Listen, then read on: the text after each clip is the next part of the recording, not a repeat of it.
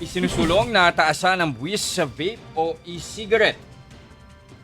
Tama, no? Talamak pa rin daw kasi ang bentahan nito lalo sa mga kabataan. Narito ang report ni Mean Los Baños.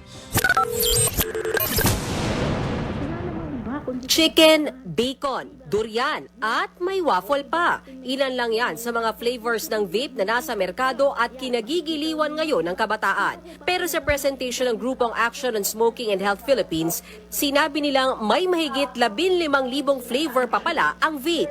All of these flavors are really enticing our young to start into the vaping addiction.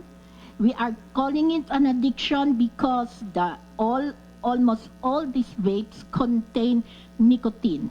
It will be very seldom na makakakita kayo ng walang nicotine. Sa pagdinig ng Senate Committee on Ways and Means, inilatag ni Senator Win Gatchalian na una nang naglabas ng opinyon ang Department of Justice na dapat dalawa lang ang flavor ng vape, menthol at original tobacco. Kaya tanong ni Gatchalian na chairman ng komite, bakit naggalat pa rin ang mga nakakaenganyong flavor ng vape?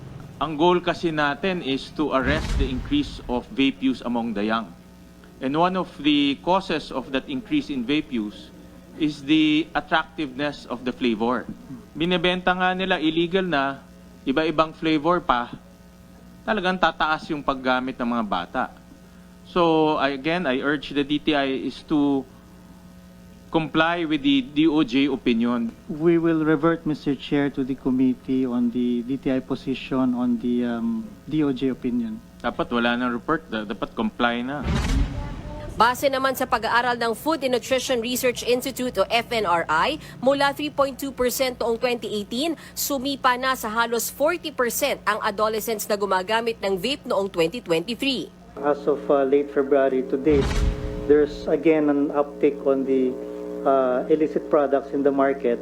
So right now, what we're doing is we're finalizing administrative complaints as well as criminal complaints against the retailers this time.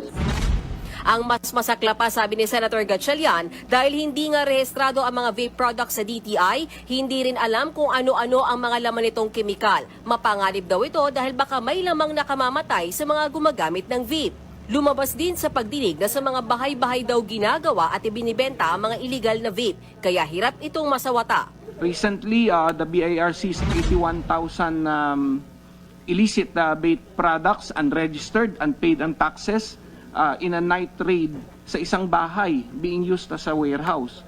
So ganun na ho kalala at ganun na ka-pervasive itong activity na ito.